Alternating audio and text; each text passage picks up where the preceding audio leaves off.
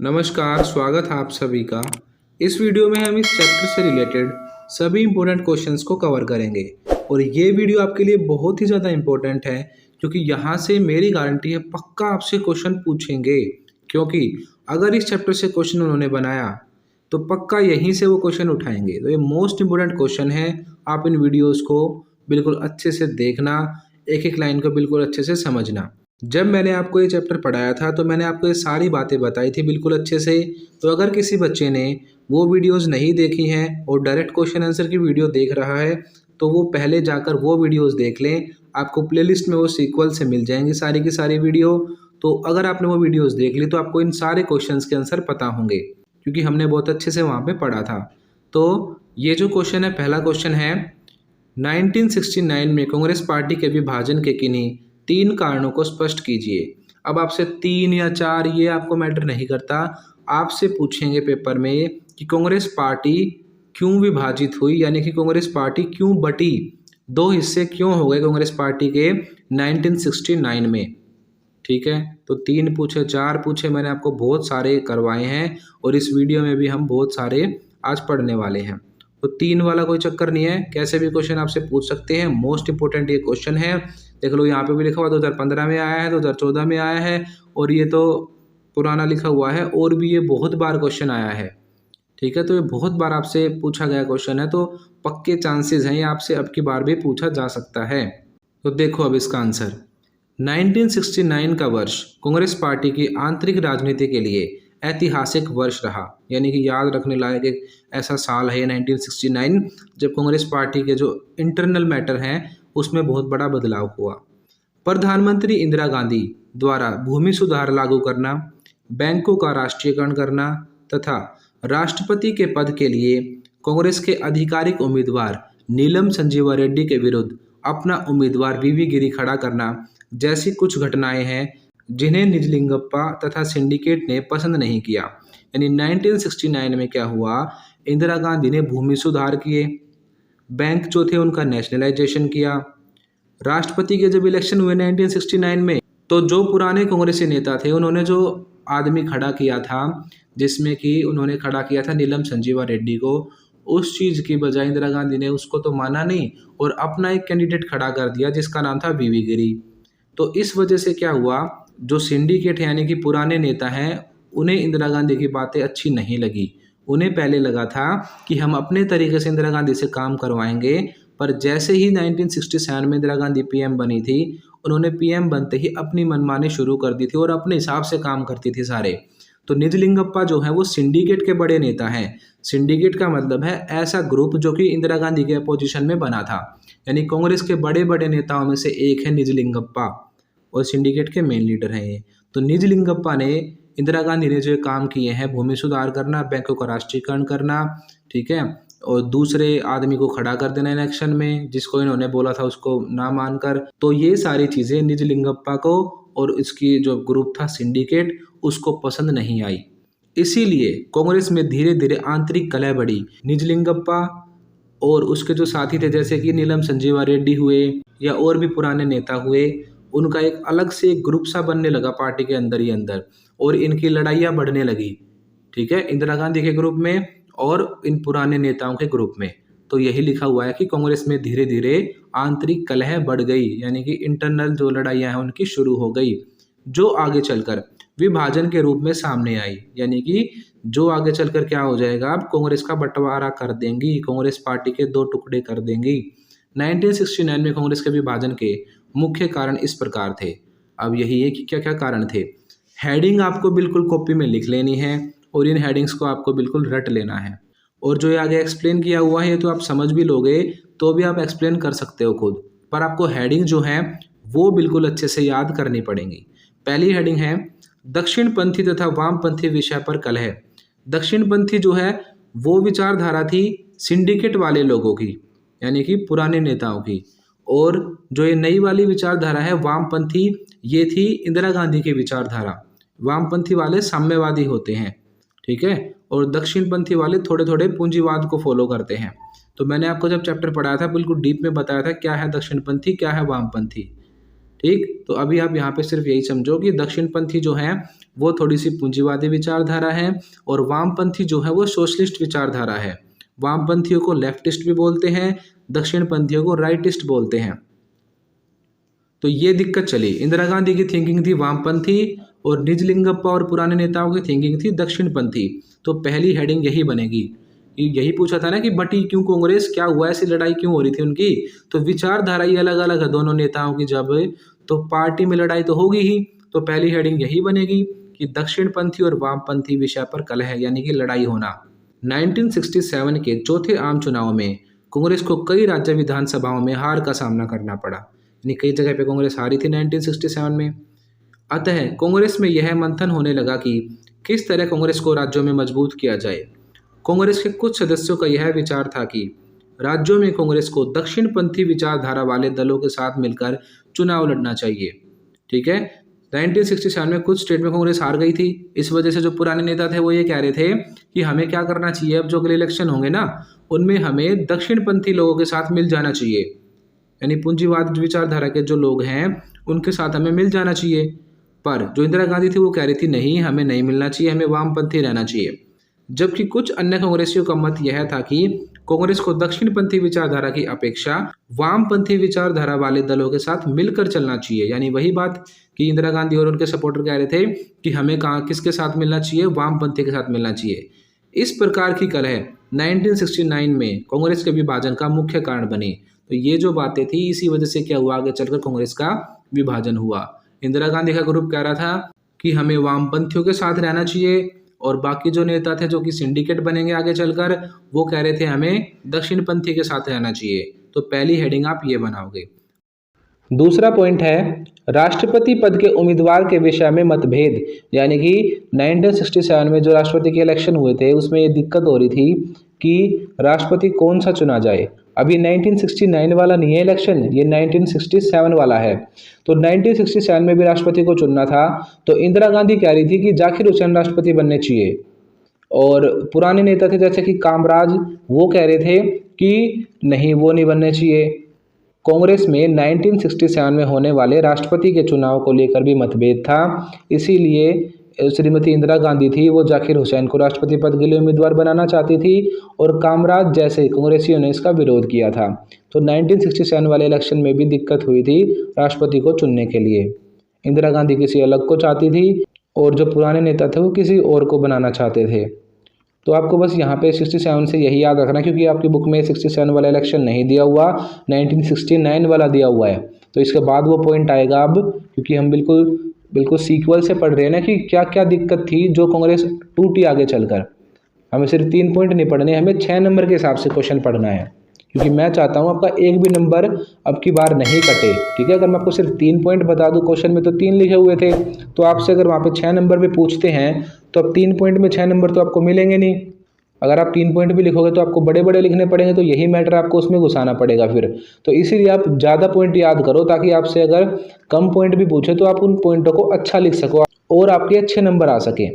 तो जो दूसरा पॉइंट है वो है 67 का इलेक्शन, जिसमें कि इंदिरा गांधी जाकिर हुसैन को बनाना चाहती थी राष्ट्रपति। तो 2 पॉइंट क्लियर हो गए आपके।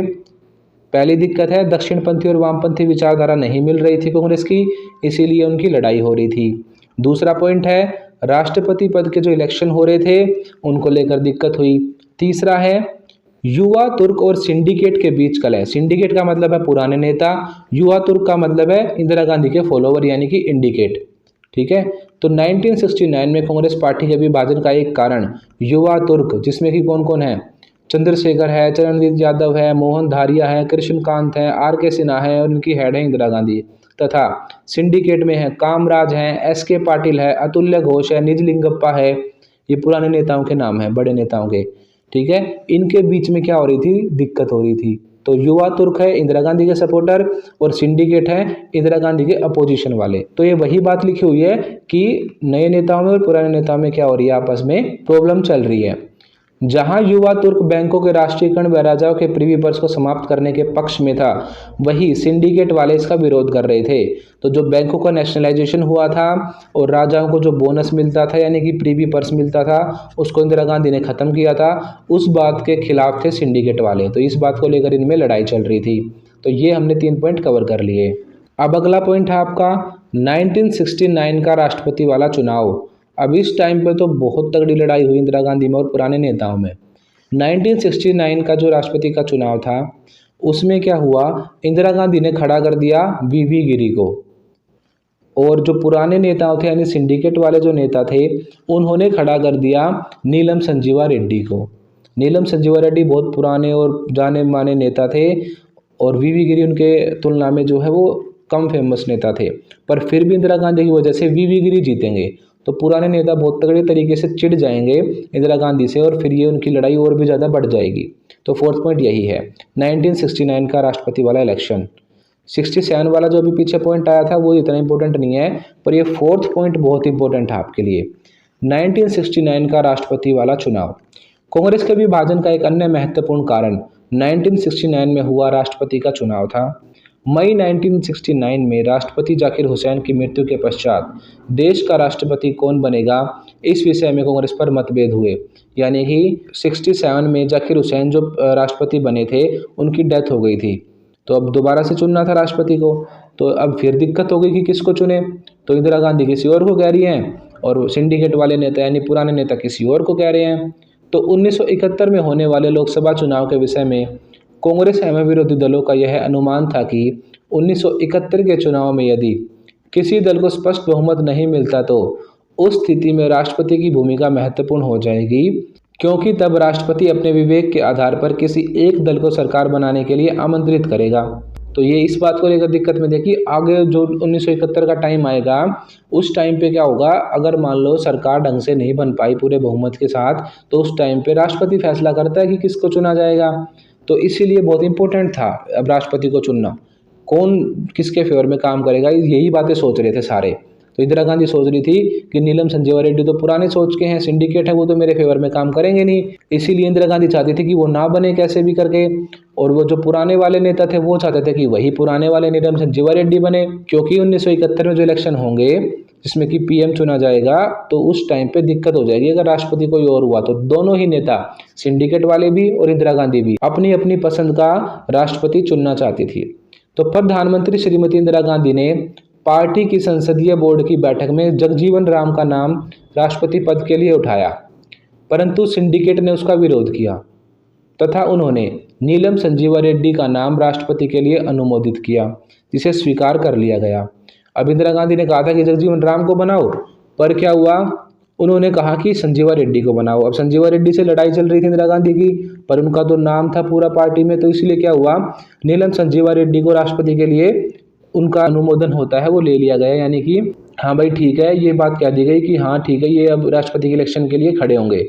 अब इंदिरा गांधी तो दिक्कत में आ गई, परंतु इंदिरा गांधी इससे संतुष्ट नहीं हुई तथा उन्होंने अपनी ही पार्टी के आधिकारिक उम्मीदवार के विरुद्ध अपना उम्मीदवार खड़ा कर दिया।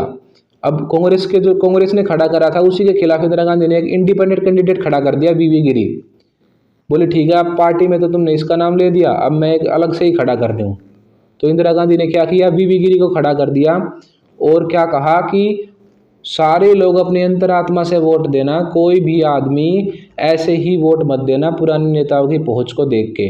तो क्या हुआ, इस बात का बहुत फर्क पड़ा लोगों पे और वीवी गिरी को चुनाव में जिता दिया गया इंदिरा गांधी की उस एक लाइन के द्वारा ही। तो इस घटना से कांग्रेस में क्या हो गया, और लड़ाई होगी अब पुराने नेताओं में और इंदिरा गांधी में, क्योंकि क्या हुआ, पुराने नेताओं का जो कैंडिडेट था, बहुत पुराना जो नेता था, सबसे बड़ा जो नेता था, वही हार गया और वीवी गिरी जीत गए। तो ये समस्या हो गई अब पुराने नेताओं के साथ, इसीलिए कांग्रेस जो है वो टूटने लगी है, अब बिल्कुल अलग से ग्रुप बनने लगे हैं, इंदिरा गांधी के बिल्कुल खिलाफ हो चुके हैं पुराने नेता। तो यही तो हम पढ़ रहे थे कि क्या क्या कारण हैं 1969 के जो इलेक्शन हुए हैं उसके बाद कांग्रेस के टूटने के, यही बातें थी ना सारी। तो ये 4 कारण हमने अब तक पढ़ लिए हैं। मैं बिल्कुल डीप में आपको इसीलिए समझा रहा हूँ क्योंकि ये बहुत इंपॉर्टेंट क्वेश्चन है और यहाँ से आपके सारे शॉर्ट क्वेश्चन भी कवर हो रहे हैं इसी के बीच में से। तो आपसे यहाँ पे इस टाइप के क्वेश्चन पूछे जा सकते हैं कि जो राष्ट्रपति के चुनाव हुए थे वो कब हुए थे, तो आप बताओगे 1969 में हुए थे। आपसे पूछ सकते हैं 1969 में हमारे राष्ट्रपति कौन चुने गए, तो आप बताओगे वीवी गिरी चुने गए। तो इसीलिए इन पॉइंट्स को अच्छे से समझो, सारी हेडिंग को याद कर लो, ठीक है, स्टोरी की तरह बाकी बातें समझ लो और हेडिंग बिल्कुल सेम होनी चाहिए और बीच का जो ये लिखा हुआ मैटर है सारा आप अपनी लैंग्वेज में भी लिख सकते हो। उसके बाद है 5th पॉइंट, मोरारजी देसाई से वित्त विभाग वापस लेना। अब जैसे ही 1969 के इलेक्शन हुए उसके बाद इंदिरा गांधी जो है वो तो प्रधानमंत्री थी ही, तो उन्होंने क्या किया, मोरारजी देसाई जो पुराने नेता थे उनसे वित्त विभाग यानी कि फाइनेंस मिनिस्ट्री जो थी वो वापस ले ली।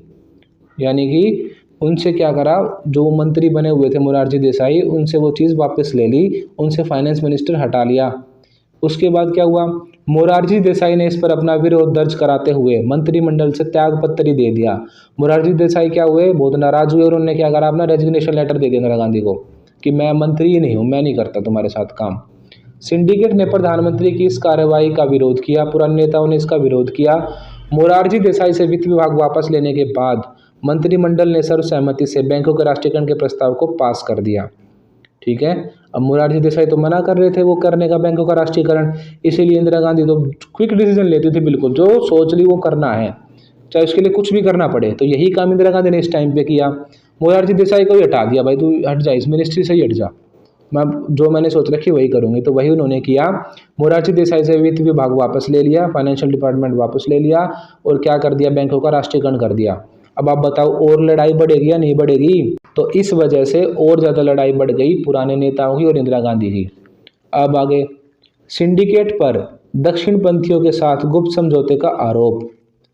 कांग्रेस ने जब राष्ट्रपति पद के लिए नीलम संजीवा रेड्डी को आधिकारिक उम्मीदवार घोषित किया तो कार्यवाहक राष्ट्रपति वीवी गिरी ने भी राष्ट्रपति का चुनाव लड़ने की घोषणा कर दी। सिंडिकेट को यह लगा कि वीवी गिरी ने श्रीमती इंदिरा गांधी के कहने पर घोषणा की है, जबकि श्रीमती इंदिरा गांधी ने ऐसे किसी भी घटनाक्रम से अपने आप को अलग बताया। परंतु सिंडिकेट को यह आभास हो गया कि राष्ट्रपति चुनावों में कांग्रेस के आधिकारिक उम्मीदवार नीलम संजीवा रेड्डी के लिए राह आसान नहीं है। अतः निजलिंगप्पा ने इस विषय में जनसंघ तथा स्वतंत्र पार्टी से बातचीत करनी शुरू कर दी तथा उनसे अनुरोध किया कि यदि आप नीलम संजीवा रेड्डी के लिए पहली प्राथमिकता नहीं डाल सकते तो दूसरी प्राथमिकता अवश्य डालें। इस पर जगजीवन राम तथा फखरुद्दीन अली अहमद ने निजलिंगप्पा से यह पूछा कि उन्होंने किस आधार पर उन दलों से बातचीत की। इन दोनों नेताओं ने सिंडिकेट पर दक्षिण पंथियों के साथ गुप्त समझौते करने का आरोप लगाया। इससे कांग्रेस का आंतरिक वातावरण और खराब हो गया। ये जो पॉइंट यहाँ पे लिखा हुआ है इसको देखकर आप ज़्यादा कंफ्यूज मत होना, पता नहीं क्या क्या लिख रहा है ऐसे सोचो कभी आप। मैं आपको बिल्कुल सिंपल तरीके से लाइन बता देता हूँ, ठीक है, और उनको आप वैसे ही अपनी कॉपी में लिख लेना, ठीक है, ज़्यादा इतना डिफाइन करने की जरूरत नहीं है आपको। आप सिंपल इसमें ये बताएं इस वाले पॉइंट में 6th पॉइंट में कि क्या हुआ, जो पुराने नेता थे उनको ये लगने लगा था कि अब जो वीवी गिरी इलेक्शन के लिए खड़े हुए हैं उसके पीछे इंदिरा गांधी का हाथ है, जिसकी वजह से नीलम संजीवा रेड्डी जो है वो चुनाव में हार सकते हैं। इसीलिए क्या करा, पुराने नेताओं ने कुछ आदमियों से बातचीत करी जिसमें कि उन्होंने जनसंघ पार्टी और स्वतंत्र पार्टी से बात करनी शुरू कर दी। इस बात से जो है पुराने नेता नाराज हो गए, कुछ उनके ही साथी नाराज हो गए, जिसमें कि जगजीवन राम और फखरुद्दीन अली अहमद थे। उन्होंने कहा कि भाई आपने उनसे बातचीत क्यों करी, तो आपको यही लिखना है बस कि आपसी जो लड़ाइयाँ हैं वो और बढ़ने लगी। क्यों बढ़ने लगी?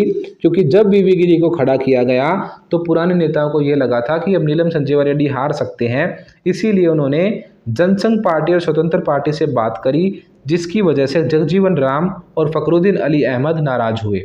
बस ये आपको लिखना है, ठीक है। अब है 7th पॉइंट, श्रीमती इंदिरा गांधी पर साम्यवादियों का साथ देने का आरोप। अब ये तो बात है ही, इंदिरा गांधी तो साम्यवादी है ही, तो वो कह रहे हैं दक्षिणपंथी वाले लोग यानी कि कांग्रेस सिंडिकेट वाले लोग कि इंदिरा गांधी ने क्या करा है, साम्यवादियों को सपोर्ट में आई है वो, क्योंकि कांग्रेस पार्टी जो है वो एक ऐसी पार्टी थी जो ना तो किसी भी धर्म को मानती थी ना किसी जाति को, पर यहाँ पे आपस में लड़ रहे हैं। इंदिरा गांधी के अपोजिशन वाले लोग कह रहे हैं कि इंदिरा गांधी ने साम्यवादियों के साथ समझौता कर लिया है, और इंदिरा गांधी कह रही है, जैसे हमने 6th पॉइंट पढ़ा था, इंदिरा गांधी और जगजीवन राम वगैरह कह रहे हैं कि उन्होंने किसके साथ समझौता कर लिया है, तुमने दक्षिणपंथियों के साथ समझौता कर लिया है, तो आपस में लड़ाई हो रही है इनकी। तो जिस प्रकार जगजीवन राम और फखरुद्दीन अली अहमद ने सिंडिकेट पर यह आरोप लगाया कि उन्होंने दक्षिणपंथियों से गुप्त समझौता कर रखा है, वही सिंडिकेट ने श्रीमती इंदिरा गांधी पर यह आरोप लगाया कि वह कांग्रेस में वामपंथ को बढ़ावा दे रही हैं। ये तो हमने पढ़ा ही था पहला पॉइंट कि दक्षिणपंथी और वामपंथी विषय को लेकर कलह हो रही है, तो यही है। इनमें आप सिंपल ये लिख सकते हो 6th और 7th पॉइंट में हेडिंग बनाकर कि सिंडिकेट पर आरोप लगे कि उन्होंने दक्षिणपंथियों के साथ गठजोड़ किया है, यानी उनके साथ वो मिल गए हैं। और 7th पॉइंट में आप सिंपल बस ये एक्सप्लेन कर देना कि इंदिरा गांधी पर आरोप लगे कि उन्होंने साम्यवादियों के साथ अपना ग्रुप बना लिया है। बस आप सिंपल ये लिख देना, ऊपर ये बातें आपको सारी लिखने की जरूरत नहीं है 6th और 7th पॉइंट में। आप बस हेडिंग याद कर लो और हेडिंग को आप अपनी लैंग्वेज में एक्सप्लेन कर देना। अब है 8th पॉइंट, सिंडिकेट द्वारा श्रीमती इंदिरा गांधी को पद से हटाने का प्रयास। अब पुराने नेताओं की बहुत तगड़ी लड़ाई हो चुकी है इंदिरा गांधी से, अब उन्हें वो पीएम के पद से भी हटाना चाहते हैं। तो सिंडिकेट वालों ने क्या किया, 1969 में कांग्रेस के आधिकारिक उम्मीदवार के राष्ट्रपति चुनाव में हार जाने के बाद सिंडिकेट ने प्रधानमंत्री श्रीमती इंदिरा गांधी को पद से हटाने का प्रयास किया। जब नीलम संजीवा रेड्डी, जो कि सिंडिकेट ने उठाए थे अपने कैंडिडेट, वो हार गए, तो सिंडिकेट ने क्या सोची, इंदिरा गांधी को अब हमें हटाना पड़ेगा भाई, कैसे भी करो। परंतु इसके विरोध में 60 से अधिक कांग्रेसी सदस्यों ने निजलिंगप्पा के विरुद्ध अविश्वास प्रस्ताव लाने की बात की, पर उन्हें और तगड़ा झटका मिला। उन्होंने सोची नहीं थी कि इतने सारे वोट उनके खिलाफ आएंगे। कांग्रेस के पुराने नेताओं ने 1969 में इंदिरा गांधी को हटाने का प्रयास किया, परंतु उनके अपोजिशन में ही 60 से ज़्यादा वोट मिल गई। तो इस बात से क्या हुआ, इंदिरा गांधी नहीं हटी और उनकी बेइज्जती हुई, जो पुराने नेता थे उनकी। 23 अगस्त 1969 को हुई संसदीय बोर्ड की बैठक में अधिकांश सदस्यों ने श्रीमती इंदिरा गांधी के पक्ष में विश्वास व्यक्त किया। ठीक है, तो आगे लिखा हुआ है, उपरोक्त घटनाओं के कारण कांग्रेस की आंतरिक कलह इतनी बढ़ गई कि नवंबर 69 में कांग्रेस का विभाजन हो गया। ये डेट आप याद रखोगे, नवंबर 1969 में कांग्रेस के 2 टुकड़े हो गए। 5th पॉइंट तक तो बिल्कुल ऐसे ही याद कर लो, 6th, 7th और 8th। ठीक है, 8th को भी आप ऐसे ही याद कर लो। 6th और 7th में आपको इजी करके लिख देने हैं दोनों पॉइंट। 6th में आप बिल्कुल कंफ्यूज मत होना, वहां पे सिर्फ ये लिख दो कि पुराने नेताओं पर यानी कि सिंडिकेट पर ये आरोप लगे कि उन्होंने दक्षिण पंथियों का साथ दिया है, बस आप ये लिख देना। ठीक, उसके बाद 7th में आप ये लिख देना, इसमें तो यही लिखा हुआ सिंपल तरीके से कि श्रीमती इंदिरा गांधी पर यह आरोप लगा कि उन्होंने साम्यवादियों का साथ दिया है। तो आप ये 2 हेडिंग ऐसे बना के इस क्वेश्चन को लिख देना, बिल्कुल आपके पूरे के पूरे 6 नंबर इस क्वेश्चन में आपको मिलेंगे। ठीक है, तो हम बिल्कुल अच्छे से सारे क्वेश्चन कवर कर रहे हैं। अगर आपको हमारी वीडियो अच्छी लग रही है तो वीडियोस को लाइक करते रहो, अपने दोस्तों को इन वीडियोस को शेयर करो। ठीक है, ये वाले क्वेश्चन जो है मोस्ट इंपोर्टेंट क्वेश्चन है, 6 नंबर में आपसे कई बार ये क्वेश्चन पूछा गया है इस चैप्टर से। ये है हमारा अगला क्वेश्चन और ये मोस्ट इंपोर्टेंट क्वेश्चन है आपका, क्योंकि बहुत बार आपसे एग्जाम में पूछा गया है। इस क्वेश्चन को आप बिल्कुल अच्छे से याद करना, सभी हेडिंग्स को बिल्कुल रट लेना। मैंने आपको जब चैप्टर पढ़ाया था तो भी ये सारी बातें बता रखी हैं। ठीक है, वहां से भी आप हेडिंग नोट डाउन कर सकते हो। बिल्कुल अच्छे से समझना, एक बार समझ लो, हेडिंग याद कर लो, फिर अपनी लैंग्वेज में आप हेडिंग के अंदर लिख सकते हो सारी बातें। तो देखो अब क्वेश्चन क्या है। 1970 के दशक के प्रारंभिक वर्षों में इंदिरा गांधी की सरकार के लोकप्रिय बनाने में सहायक किन्हीं 6 कारणों की व्याख्या करें। यानी कि हमें ये बताना है 1971 में जो इलेक्शन हुए थे उसमें इंदिरा गांधी क्यों जीती, क्या ऐसी बातें थी जिससे कि इंदिरा गांधी को 1971 में बहुत सारी सीट मिली। ये हमने पढ़ा था ना चैप्टर में कि 1971 में कांग्रेस की जीत के कारण, तो वही ये क्वेश्चन है कि 70 के प्रारंभिक दशकों में, प्रारंभिक मतलब शुरू के सालों में, कांग्रेस पार्टी जो है वो लोकप्रिय क्यों हुई। तो इसमें क्या क्या बातें हमने पढ़ी, देखो इंदिरा गांधी का चमत्कारिक नेतृत्व, उनकी समाजवादी नीतियां जो उन्होंने भलाई की लोगों की, जिसमें कि भूमि सुधार है, बैंकों का राष्ट्रीयकरण है, उसके अलावा हमने पढ़ा था प्रीवी पर्स को समाप्त करना। ठीक है, ये सारी अच्छी अच्छी बातें इंदिरा गांधी की जो भी थी वो सारी हमें इसमें लिख देनी है। तो देखते हैं अब इस क्वेश्चन को। 1971 के 5वें लोकसभा चुनाव कई पक्षों से ऐतिहासिक थे। तो उसके बाद श्रीमती गांधी ने जहां व्यक्तिगत स्तर पर लोगों का विश्वास जीतना था, वहीं पर अपनी नीतियों के प्रति लोगों की राय भी जाननी थी। ठीक है, यानी लोगों का विश्वास जीतना था इंदिरा गांधी को। 1971 के लोकसभा चुनाव के परिणामों की जब घोषणा की गई तो श्रीमती गांधी को लोगों का अभूतपूर्व समर्थन मिला, यानी बहुत सपोर्ट मिला लोगों का 1971 में इंदिरा गांधी को। श्रीमती गांधी की पार्टी को लोकसभा की 518 सीटों में से 352 सीटें मिली, यानी बहुत बड़ी मात्रा में उन्हें सीट मिली है। सीट आप याद रख लेना, 352 सीट मिली हैं। कब के इलेक्शन में, 1971 के इलेक्शन में। ये शुरू में तो इंट्रोडक्शन दे रखा आपको, थोड़ा सा आपको हेडिंग से बिल्कुल अच्छे से याद कर लेना है क्वेश्चन। 1971 के 5वें लोकसभा की दलीय स्थिति से साफ पता चलता है कि लोगों ने श्रीमती गांधी को जिताकर उन्हें एक राष्ट्रीय नेता के रूप में स्वीकार किया। भाई उनकी जीत हुई, ये लिखा सिंपली। वास्तव में 1971 में कांग्रेस विजय श्रीमती गांधी की ही विजय मानी जाती है, क्योंकि अगर इंदिरा गांधी नहीं होती तो कांग्रेस उस टाइम पे जीतती भी नहीं। क्योंकि श्रीमती इंदिरा गांधी ने चुनाव प्रचार में एक तरह से स्वयं को भी एक मुद्दा बना रखा था, यानी कि वो बिल्कुल मेन लीडर थी, उनकी वजह से ही कांग्रेस उस टाइम पे जीती। जहां श्रीमती गांधी ने गरीबी हटाओ का नारा दिया, सबसे मेन बात है ये कि इंदिरा गांधी ने गरीबी हटाओ का जो नारा दिया था उससे वो बहुत फेमस हुई। वहीं उनके विपक्षियों ने इंदिरा हटाओ का नारा दिया। इंदिरा गांधी ने तो नारा दिया गरीबी हटाओ और विपक्षियों ने नारा दिया इंदिरा हटाओ, तो गरीबी हटाओ का नारा ज़्यादा चला और इंदिरा गांधी की जीत हुई। चुनाव परिणामों से स्पष्ट हो गया कि लोगों ने गरीबी हटाओ के नारे को अधिक पसंद किया था तथा श्रीमती गांधी को पूर्ण बहुमत प्रदान किया, यानी कि गरीबी हटाओ का नारा लोगों को ज्यादा पसंद आया और इंदिरा गांधी को जिता दिया लोगों ने। 1971 के 5वें लोकसभा चुनाव में श्रीमती इंदिरा गांधी और कांग्रेस आर की जीत के निम्नलिखित कारण थे। तो इंदिरा गांधी का जो ग्रुप था उसका नाम कांग्रेस आर भी तो था और एक और नाम है इसी का इंडिकेट। तो इंदिरा गांधी की जीत कह लो, इंडिकेट की जीत कह लो या कांग्रेस आर की जीत कह लो, एक ही बात है। तो पहला पॉइंट है जीत का कारण आया है, ये पॉइंट आप रट लो, हेडिंग इसकी लिख लो बिल्कुल अच्छे से। पॉइंट को रटना नहीं है, पॉइंट को समझना है, हेडिंग को याद करना है, बस आपको हेडिंग रट लेना बिल्कुल। श्रीमती गांधी का चमत्कारिक नेतृत्व, यानी कि उनकी अच्छी लीडरशिप, चमत्कारिक मतलब बिल्कुल बहुत अच्छे तरीके से उन्होंने काम किया। 1971 के लोकसभा चुनाव में कांग्रेस की जीत का सबसे बड़ा कारण श्रीमती गांधी का चमत्कारिक नेतृत्व था। 1969 में कांग्रेस के विभाजन के बाद श्रीमती गांधी ने कांग्रेस को कुशलता से पुनर्जीवित किया तथा देश के विकास के लिए कई नीतियां बनाई। उन्होंने भाई बहुत सारे काम किए देश के विकास के लिए। उन्होंने बैंकों का राष्ट्रीयकरण किया, ये इंपॉर्टेंट बात है ये। उन्होंने क्या किया, बैंकों का राष्ट्रीयकरण किया, बैंकों को सरकार के अंडर ले लिया तथा महाराजाओं को प्रीवी पर्स को बंद कर दिया। जो महाराजाओं को पैसे दिए जाते थे उस चीज को बंद कर दिया, वो पैसा लोगों की भलाई में लगाया। 1971 के चुनावों में श्रीमती गांधी ने व्यक्तिगत स्तर पर मतदाताओं से संपर्क साधा तथा मतदाताओं को अपनी नीतियों एवं कार्यक्रमों से अवगत कराया।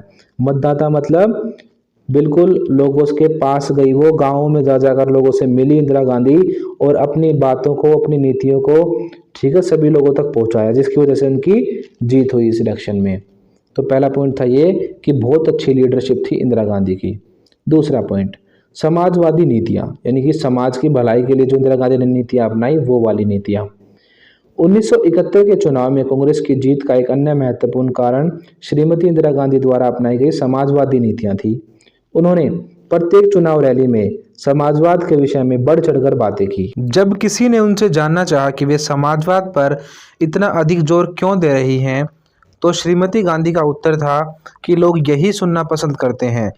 अतः श्रीमती गांधी ने अपने समाजवादी भाषणों तथा नीतियों से 1971 का चुनाव जीता। इंदिरा गांधी जो हैं वो एक समाजवादी नेता थी और उन्होंने समाजवादी नीतियां अपनाई जो कि लोगों को बहुत पसंद आई, ठीक है। इसीलिए 1971 का चुनाव इंदिरा गांधी ने जीता है। अब है हमारा तीसरा पॉइंट और सबसे इम्पोर्टेंट पॉइंट है ये, गरीबी हटाओ का नारा। 1971 के इलेक्शंस में इंदिरा गांधी ने गरीबी हटाओ का नारा दिया और इस नारे के लिए उन्होंने गरीबों की भलाई के लिए बहुत सारे काम भी किए। तो 1971 में श्रीमती गांधी की जीत का एक सबसे महत्वपूर्ण कारण उनके द्वारा दिया गया गरीबी हटाओ का नारा था। इस नारे के बल पर श्रीमती गांधी ने गरीबों की वोट अपनी झोली में डाल लिए, ठीक है। बहुत सारे गरीबों के वोट इंदिरा गांधी ने अपनी तरफ कर लिए इस नारे को देकर। जहां श्रीमती गांधी ने गरीबी हटाओ का नारा दिया, वहीं उनके विरोधियों ने इंदिरा हटाओ का नारा दिया, जिसे मतदाताओं ने पसंद नहीं किया और भारी संख्या में लोगों ने कांग्रेस को वोट डाले। गरीबी हटाने के लिए श्रीमती गांधी ने चुनाव घोषणा पत्र में नीतियों एवं कार्यक्रमों का वर्णन किया।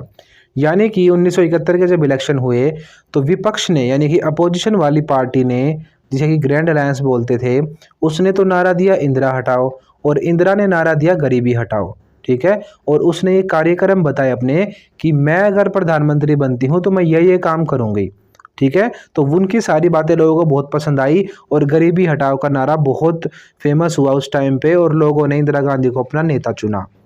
अब है फोर्थ पॉइंट, कांग्रेस दल पर श्रीमती गांधी की पकड़।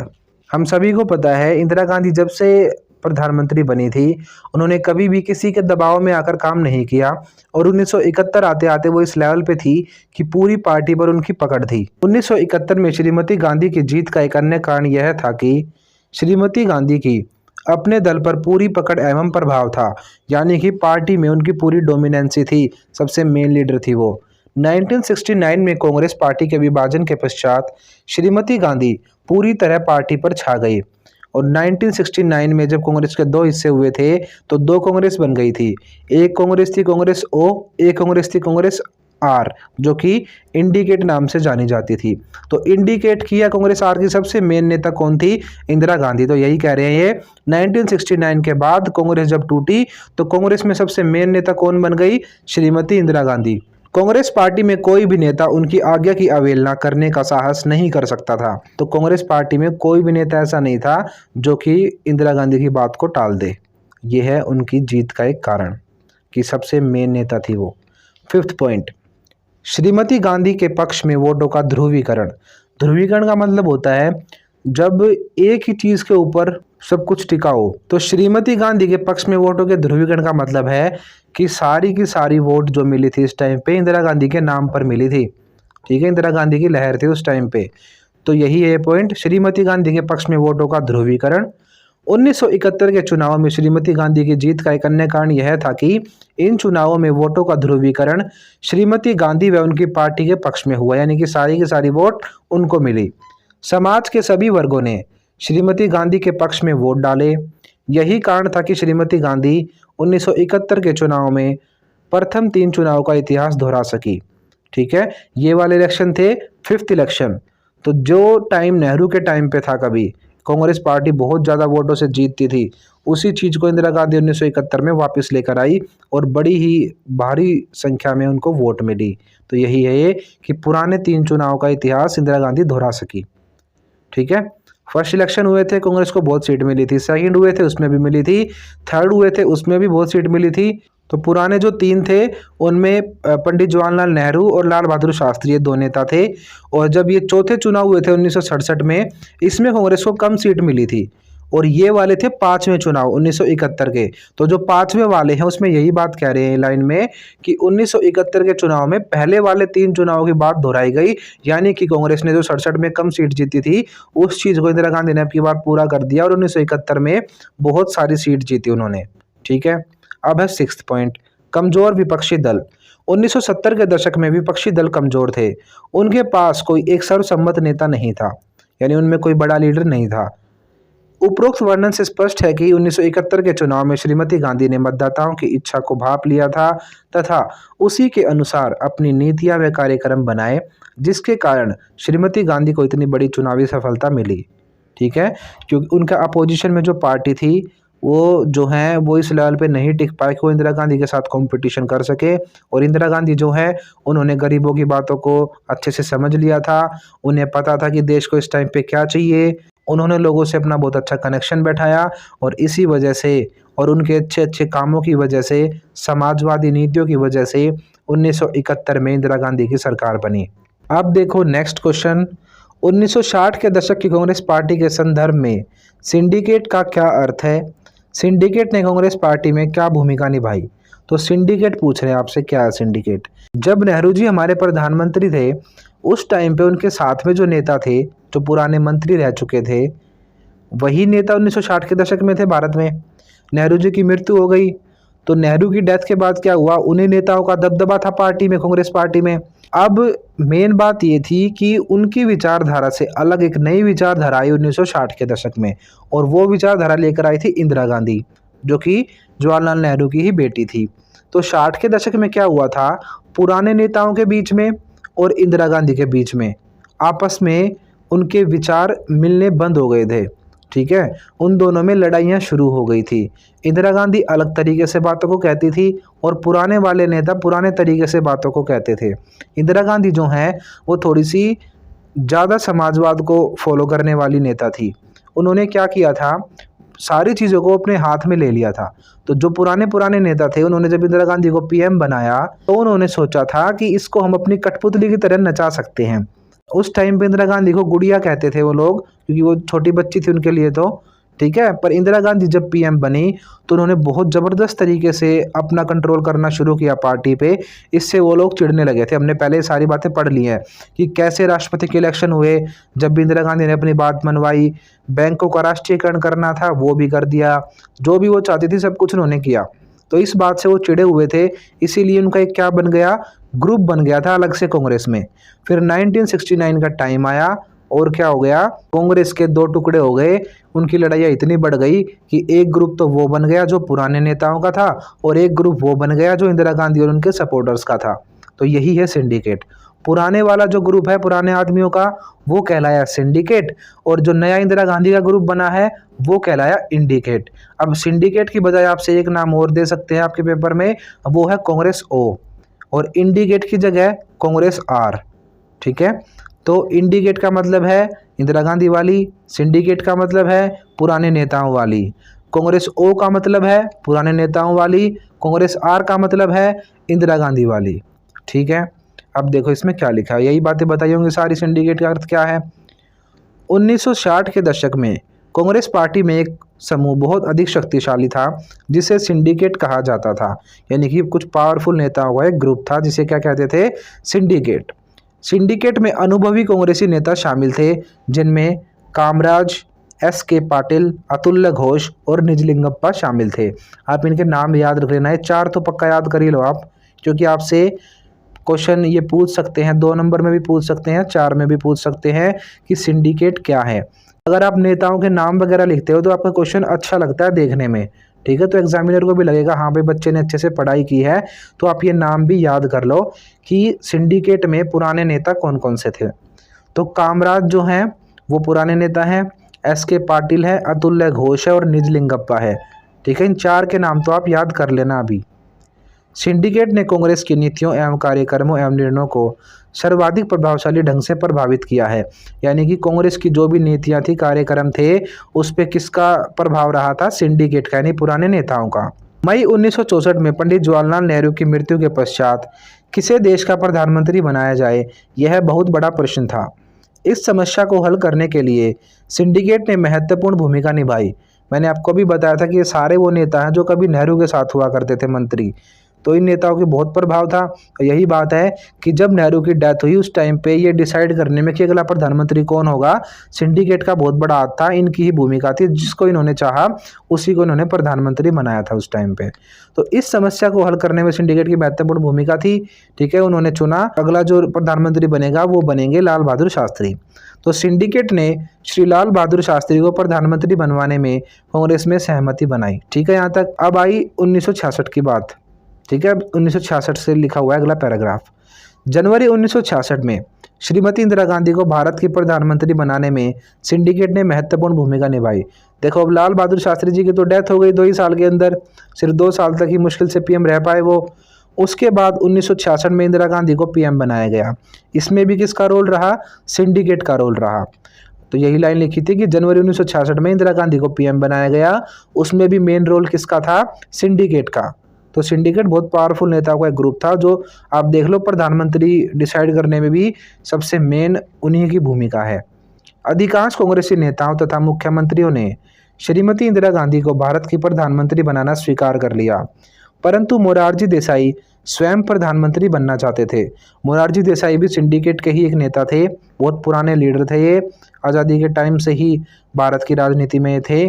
तो मोरारजी देसाई जो हैं वो खुद प्रधानमंत्री बनना चाहते थे, अतः उन्होंने नेतृत्व के लिए प्रतियोगिता करने का निर्णय लिया। इसलिए उन्होंने क्या किया? इलेक्शन में वो खड़े हो गए। ठीक है, इंदिरा गांधी को नहीं बनाते डायरेक्ट, मैं इलेक्शन लड़ूंगा। तो इंदिरा गांधी से कॉम्पिटिट करने का उन्होंने फैसला लिया जब प्रधानमंत्री बनाने की बात आई इंदिरा गांधी को।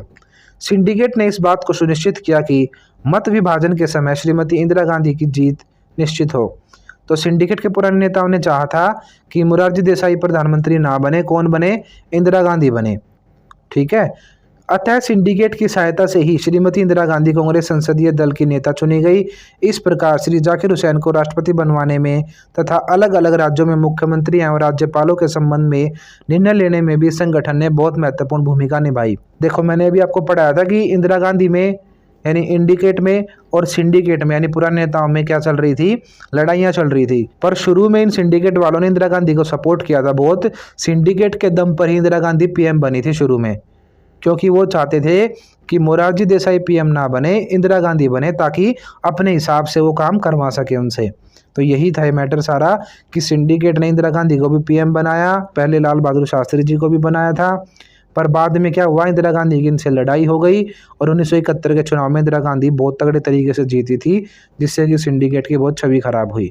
तो सिंडिकेट अगर आपसे पूछे तो आप बताओगे 60 के दशक में मेन नेताओं का, बहुत पावरफुल नेताओं का जो ग्रुप था वो था सिंडिकेट। नाम आप याद रखोगे, ये कामराज थे उसमें, पाटिल थे उसमें, अतुल्य घोष थे और निजलिंगप्पा थे। ये 4 मेन बड़े नेता आप याद रख लेना। तो ये जो इंपॉर्टेंट क्वेश्चन आज हमने करे हैं इनमें से पक्का आपके एग्जाम में पूछे जाएंगे, क्योंकि अगर इस चैप्टर से कोई क्वेश्चन बनाता है तो सबसे मेन क्वेश्चन है ये। ठीक है, तो पक्का आप इनको अच्छे से याद करो, नोट्स अपने बना लो।